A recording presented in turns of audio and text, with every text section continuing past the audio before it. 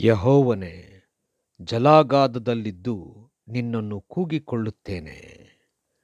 ಗುರುವಾರ 26ನೇ ನವೆಂಬರ್ 2020 ಇಸ್ವಿ. ಈ ದಿನದ ವಾಕ್ಯ ಧ್ಯಾನಕ್ಕಾಗಿ ನಾನು ಆರಿಸಿಕೊಂಡಿರುವಂಥ ವೇದ ಭಾಗವು ಯೆಶಾಯನ ಪ್ರವಾದನ ಗ್ರಂಥ 61ನೇ ಅಧ್ಯಾಯದ 7ನೇ ವಚನ. ನಿಮಗಾದ ಅವಮಾನಕ್ಕೆ ಬದಲಾಗಿ 2ರಷ್ಟು ಮಾನವನ್ನು ಹೊಂದುವಿರಿ. ನಾಚಿಕೆ ಪಟ್ಟದ್ದಕ್ಕೆ ಪ್ರತಿಯಾಗಿ ಇವರು ತಮ್ಮ ಸ್ವಾಸ್ಥ್ಯದಲ್ಲಿ ಹಿಗ್ಗುವರು. ಹೀಗೆ ತಮ್ಮ ದೇಶದಲ್ಲಿ 2ರಷ್ಟು ಅನುಭವಿಸುವರು. ಇವರಿಗೆ ಶಾಶ್ವತ ಸಂತೋಷವಾಗುವುದು ಎಂಬುವಂಥದ್ದೇ. ಕರ್ತನಲ್ಲಿ ಪ್ರೀತಿಯುಳ್ಳ ದೇವ ಜನರೇ, ಶುಭೋದಯ. ದೇವರನ್ನು ಆತುಕೊಂಡಂಥ ಜನರಿಗೆ ದೇವರು ತಾವು ಅನುಭವಿಸಿದ್ದಂಥ ಅವಮಾನಕ್ಕೆ 2ರಷ್ಟು ಮಾನ ಕೊಡುವಂಥವನಾಗಿದ್ದಾನೆ. ದೇವರ ನಾಮಕ್ಕೆ ಸ್ತೋತ್ರ ಉಂಟಾಗಲಿ. ಕರ್ತನಲ್ಲಿ ಪ್ರಿಯರೇ, ಈ ವಾಕ್ಯ ಧ್ಯಾನ ಮಾಡೋಣ. ಈ ಹೊತ್ತಿನ ವಾಕ್ಯ ಧ್ಯಾನದ ಶೀರ್ಷಿಕೆ 2ರಷ್ಟು ಸಂತೋಷ, 2ರಷ್ಟು ಸ್ವಾಸ್ಥ್ಯ. ಯೆಶಾಯನ ಪ್ರವಾದನ ಗ್ರಂಥದಲ್ಲಿ ಮೊದಲು ದೇವ ಜನರಿಗೆ ಉಂಟಾದಂಥ ಆ ಕಷ್ಟ, ಅವರು ಹಾದು ಹೋಗುವಂಥ ಆ ಕಠಿಣವಾದಂಥ ಸಮಯ, ಭಯಂಕರವಾದಂಥ ಪರಿಸ್ಥಿತಿ, ಸೆರೆವಾಸ, ನೋವು, ಇಂಥವುಗಳೇ ಬರೆಯಲ್ಪಟ್ಟಿವೆ.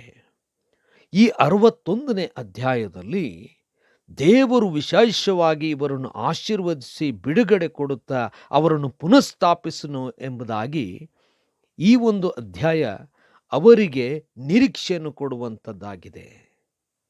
ಅದರಲ್ಲೂ ವಿಶೇಷವಾಗಿ ಈ ವಾಕ್ಯ ನಾವು ನೋಡುವುದಾದರೆ, ದೇವ ಜನರು, ಇಸ್ರಾಯೇಲ್ ಜನಾಂಗದವರು, ಅವರು ಹಾದು ಹೋದಂಥ ಆ ಸಮಯದಲ್ಲಿ, ಕಷ್ಟಕರವಾದಂಥ ಸಮಯದಲ್ಲಿ ಅವಮಾನ, ನಿಂದೆ, ಕಷ್ಟ, ಹಿಂಸೆ ತಾಳಿದರು. ಅದಕ್ಕೆ ದೇವರು ಅವ್ರಿಗೆ ಹೇಳುವಂಥ ಮಾತು, ನೀವು ಪಟ್ಟ ಅವಮಾನಕ್ಕೆ 2ರಷ್ಟು ನಿಮಗೆ ಮಾನವನ್ನು ಮತ್ತು ನಿಮಗೆ ಆದಂಥ ಎಲ್ಲ ದ್ವೇಷಿಸುತ್ತಿರುವಂಥ ಆ ಸ್ಥಿತಿಯಲ್ಲಿ ನೀವೇ ಇದ್ದಿದ್ದರಿಂದ ನಿಮಗೆ ಹೆಚ್ಚಾದಂಥ ಮಾನವನ್ನು, ಸ್ವಾಸ್ಥ್ಯವನ್ನು ನಿಮಗೆ ಕೊಡುವೆನು. ಇದರಲ್ಲಿ ನೀವು ಹಿಗ್ಗುವಿರಿ, ಸಂತೋಷಿಸುವಿರಿ ಎಂಬುದಾಗಿ ದೇವರು ತನ್ನ ಜನರಿಗೆ ವಾಗ್ದಾನ ಮಾಡುವಂಥವನು, ನಿರೀಕ್ಷೆ ತುಂಬಿಸುವಂಥವನು, ಪುನಃಸ್ಥಾಪಿಸುತ್ತೇನೆ ಎಂಬುದಾಗಿ ಹೇಳುವಂಥವನಾಗಿದ್ದಾನೆ. ಕರ್ತನಲ್ಲಿ ಪ್ರಿಯರೇ, ನಮ್ಮ ಜೀವನದಲ್ಲೂ ಕೂಡ ನಾವು ಅವಮಾನ, ನಿಂದೆ, ಕಷ್ಟ, ಕಣ್ಣೀರು, ದುಃಖ, ಗೋಳಾಟ, ಕಳಕೊಂಡಂಥ ಪರಿಸ್ಥಿತಿ, ಯಾರೂ ಇಲ್ಲದಂಥ ಸ್ಥಿತಿ, ಇವೆಲ್ಲವನ್ನು ಅನುಭವಿಸಿರಬಹುದು.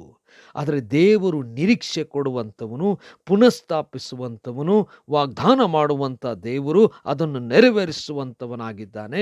ಹೇಳುವಂಥ ಮಾತೇನೆಂದರೆ, ನೀವು ಪಟ್ಟಂಥ ಅವಮಾನಕ್ಕೆ 2ರಷ್ಟು ಮಾನವನ್ನು ನೀವು ಹೊಂದುವಿರಿ ಎಂಬುದಾಗಿ, 2ರಷ್ಟು ಸ್ವಾಸ್ಥ್ಯದಲ್ಲಿ ಹಿಗ್ಗುವಿರಿ ಎಂಬುದಾಗಿ ದೇವರ ವಾಕ್ಯದಲ್ಲಿ ಬರೆಯಲ್ಪಟ್ಟಿದೆ. ಕರ್ತನಲ್ಲಿ ಪ್ರಿಯರೇ, ನಾವು ಕಷ್ಟಕರವಾದಂಥ ಸನ್ನಿವೇಶಗಳನ್ನು ಹಾದು ಹೋಗುವಾಗ ಆ ಸಂದರ್ಭದಲ್ಲಿ ದೇವರ ಕಾರ್ಯಗಳನ್ನು ನಂಬಲಿಕ್ಕೆ ಅನೇಕ ಸಂದರ್ಭದಲ್ಲಿ ಅಸಾಧ್ಯ.